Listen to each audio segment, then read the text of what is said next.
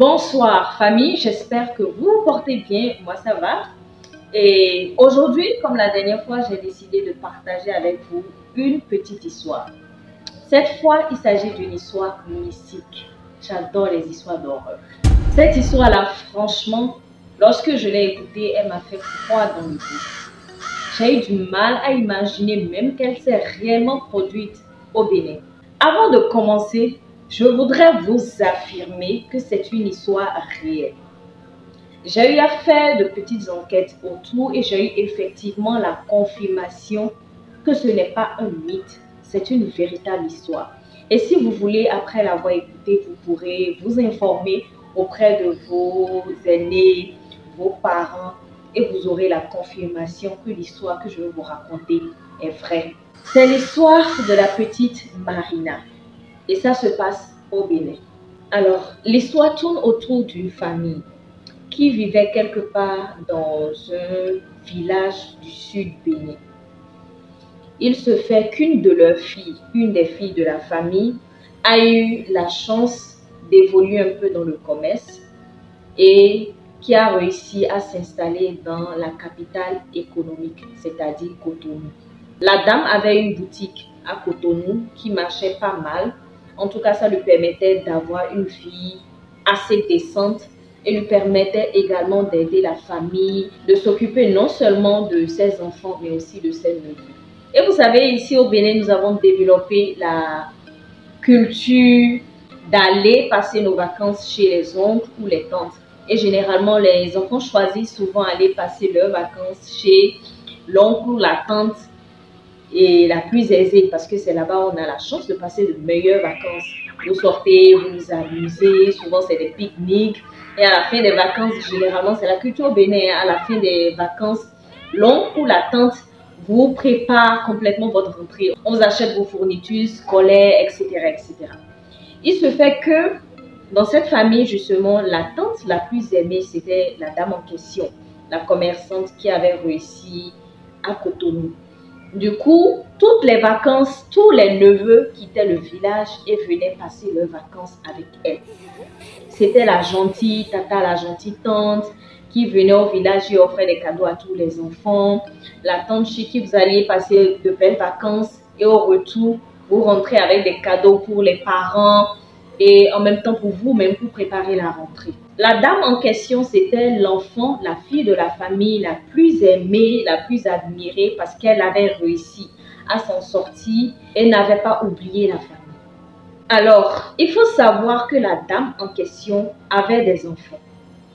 Elle avait quelques enfants même si elle n'était pas mariée. Il paraît en griffe qu'elle avait des enfants de pères différents. Donc, ne vivait pas avec un homme. Elle était une mère célibataire, mais qui s'en sortait très bien. Pour que vous ayez la facilité de comprendre, nous allons donner un nom d'emprunt à la dame. Ok? La dame, la commerçante en question, nous allons l'appeler Aline. Ce n'est pas son véritable prénom, c'est un prénom d'emprunt. Nous allons l'appeler Aline pour vous permettre de mieux comprendre l'histoire. Alors, là où l'histoire devient intéressante, c'est lorsque Dame Aline rentre au village, salue la famille et en profite pour dire à sa sœur cadette: ah tiens, prépare les affaires de ta fille, elle viendra passer un peu de temps chez moi. Vous comprenez? Dame Aline a une jeune sœur. Parmi ses sœurs, elle a sa sœur cadette qui a une petite fille de 9 ans. Alors, pendant sa visite au village, elle va voir sa nièce, Marina. Et là, Marina, c'est le vrai prénom de la petite. Il paraît. C'est une histoire qui, évidemment, m'a été racontée. J'ai eu confirmation que c'est une vraie histoire. Mais ça reste une histoire que je n'ai pas personnellement vécue. Alors, Marina, c'est le prénom de la petite nièce de Dame Aline, dont le prénom Aline, c'est un prénom d'emprunt. D'accord? Alors, Dame Aline va dire à sa sœur cadette: tiens, prépare ta fille, Marina, qu'elle vienne passer un peu de temps avec moi à Cotonou. Évidemment, ça n'a rien de suspect, ça n'a rien de tabou. Aline, c'est la tante de Marina et les enfants ont déjà l'habitude d'aller passer du temps, d'aller passer les vacances chez leur tante. Et au bout des vacances, généralement, les enfants rentrent avec des cadeaux, avec leurs fournitures scolaires et tout. Donc, il n'y a rien d'étrange en ce que Aline demande à ce que sa sœur prépare les affaires de sa nièce pour que sa nièce vienne avec elle à Cotonou. La maman de Marina va donc s'exécuter naturellement en étant même heureuse de permettre à sa fille d'aller passer du temps avec sa tante en grande ville. C'est ainsi que Marina, au bras de sa tante, ira à Cotonou passer quelques jours. Il se fait que, au bout d'à peine une semaine, Dame Aline va faire signe à la famille, à la grande famille au village. Marina a disparu. Je n'arrive pas à retrouver Marina. Je ne sais pas où est-ce qu'elle est passée. C'est là où la famille va paniquer. Cotonou, c'est une grande ville. Depuis l'époque déjà, Cotonou, c'est une grande ville très animée, où vous aurez de la difficulté à retrouver votre enfant si l'enfant arrivait à s'égarer, surtout qu'elle n'habite pas Cotonou. Elle est une étrangère à Cotonou. Ce n'est pas un petit village où même un enfant de 5 ans peut aller et revenir. C'est une grande ville où si un enfant se perd et qu'on ne le retrouve pas, l'enfant par lui-même ne pourra pas retrouver chemin de la maison. Alors toute la famille panique, on commence à faire des recherches. Dame Marina va se déplacer de Cotonou pour le village. Elle ira tendre 6 millions à la famille, principalement à la maman de Marina, pour faciliter les recherches. Il faut voyager, il faut se déplacer, il faut donner une certaine somme à chacun des proches pour leur permettre de se déplacer, d'aller chercher et tout. Il faut payer les radios pour lancer les communiqués et annoncer la disparition d'une petite fille de 9 ans au nom de Marina. La dame elle-même, elle va lancer des recherches via les médias, télévision, radio. Elle a tellement dépensé, elle a même fait une déclaration à la police de perte, une déclaration de disparition de la petite pour que la police puisse aider la famille à retrouver la petite. Tout le monde était inquiet. C'est ainsi que tout le monde part à la recherche de Marina. Une semaine passe, 2 semaines passent, 1 mois passe, des mois passent, une année passe, jusqu'à ce que 15 années plus tard, Marina n'ait toujours pas été retrouvée. Pendant les 15 ans, la maman, la véritable maman de Marina, dans le désespoir, espérait toujours retrouver sa fille. Mais finalement, avec les conseils des proches et tout le monde s'est rendu compte qu'après toutes ces années, si Marina n'a pas été retrouvée, elle ne sera jamais retrouvée. Peut-être qu'il lui est arrivé quelque chose. Même si dans les morgues, son corps n'a pas été retrouvé, Marina n'est certainement plus de ce monde. C'est ainsi que la maman de Marina va décider, sans avoir le choix, de faire le deuil de sa fille. Tout le monde va donc essayer d'oublier Marina. Vous savez comme ça se passe. Même actuellement, il existe des pertes d'enfants. Tout le monde cherche, on partage les photos de l'enfant partout et tout. À un moment donné, le désespoir vous ronge, vous vous dites, autant accepter que mon enfant n'est plus et n'est plus, quoi. On se dit, il est mieux de faire le deuil.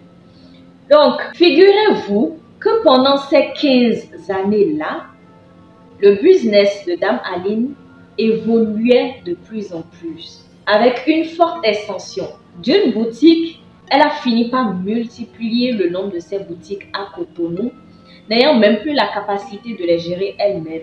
Elle a dû employer des jeunes filles par-ci, par-là pour l'aider à gérer quelques de ses boutiques. Elle voyageait, aujourd'hui elle est à Dubaï, après elle est en Turquie pour faire ses achats. Vous voyez les grands commerçants, comment ça se passe. On voyage, on va en Chine, on va à Dubaï, on va en Turquie pour faire les achats personnellement et rentrer ravitailler nos boutiques. Donc, le business de Dame Aline évoluait, elle s'est fait énormément d'argent. Sa situation sociale s'est davantage améliorée jusqu'à ce qu'elle ait les moyens d'envoyer tous ses enfants vivre à l'extérieur. Mais de temps en temps, les enfants rentraient voir leur maman. Ils rentraient dans leur pays, ils revenaient au Bénin et passaient du temps en vacances et tout. Il se fait qu'elle avait un fils qui était un grand frimeur. Il aimait le show. Il paraît que même à l'étranger, il ne prenait pas autant ses études. Comme je vous l'ai dit, cette histoire, je ne l'ai pas personnellement vécue. Elle m'a été racontée. Mais j'ai eu confirmation que c'est une histoire réelle. Je le précise pour qui veut savoir. Donc, le jeune fils de Dame Aline est un jeune viveur. Il aime le show. Il paraît que même à l'extérieur, il ne prenait pas autant ses études au sérieux. Il était dans le show et tout. Et même quand il rentrait à Cotonou, il jouait, il aimait bien jouer au benguiste. Il sortait, il va en boîte, il dépensait beaucoup. Il prend la voiture de maman. Il sort faire un tour avec ses amis et tout. Il faisait le show. C'était un gros frimeur et il dépensait beaucoup d'argent. Et tout ce dont il a besoin, peu importe la somme qu'il demandait à sa maman, elle la mettait à sa disposition. Alors, il se fait qu'un jour, pendant que Dame Aline était à une réunion, son fils va l'appeler et lui dit « Maman, j'ai besoin de telle somme. » Et sa maman va lui dire « Il n'y a pas de souci, mais je ne rentre pas tout de suite. Veuille bien patienter que je finisse ma réunion et que je rentre. Je vais te donner la somme que tu me demandes. » Son fils va dire « Non, c'est urgent pour moi, j'en ai besoin tout à l'heure. » Machin. La dame va dire « J'ai pas le choix que de te faire patienter. Là, tout de suite, je ne peux pas te satisfaire. Tu n'as d'autre choix que de patienter, que je rentre satisfaire à ta demande. » D'accord? Elle va raccrocher. Alors, le fils de Dame Aline, dans son impatience, et sachant que maman a toujours de l'argent quelque part dans sa chambre, le fils de Dame Aline va se permettre d'entrer dans la chambre de maman. Il paraît que le fils avait toujours une double des clés de sa maman et que d'ailleurs la dame avait l'habitude de lui permettre d'entrer dans sa chambre, même si ce n'est pas pour durer. Et je vais vous dire, la chambre de Dame Aline, en parenthèse, il paraît que Dame Aline avait une très grande chambre. Elle avait tout à l'intérieur. Vous voyez les grandes dames fringuées et tout. Elle avait absolument tout à l'intérieur. Tout ce qu'une femme pourrait envier dans sa maison. Certes, elle vivait seule, mais elle avait des employés. Domestiques, cuisinières, gardiens. D'accord? Et la dame de ménage n'avait pas accès à sa chambre même pour faire le ménage. Et figurez-vous que même quand elle doit nettoyer la chambre de sa patronne, elle attend que la patronne soit présente. Il faut que Dame Aline soit là, assise sur son lit, pendant que la dame de ménage nettoie la chambre de la dame. Elle n'a même pas le droit de toucher quoi que ce soit. Dame Aline range ses affaires par elle-même. La chargeuse de ménage va juste nettoyer la chambre pendant qu'elle est là, assise sur son lit à l'attente. Dès qu'elle finit, elle ressort et Dame Aline ferme sa porte. Vous comprenez? Donc, même son propre fils, quand il entrait dans sa chambre, ce n'était pas souvent pour durer. Et généralement, elle est là elle-même. Alors, le fils étant impatient et il sait qu'il y a toujours de l'argent quelque part dans la chambre de maman, il se permet d'entrer dans la chambre de maman avec le double de ses clés. Il entre dans la chambre, il se met à fouiller dans la chambre. Il cherche de l'argent pour certainement aller faire son show.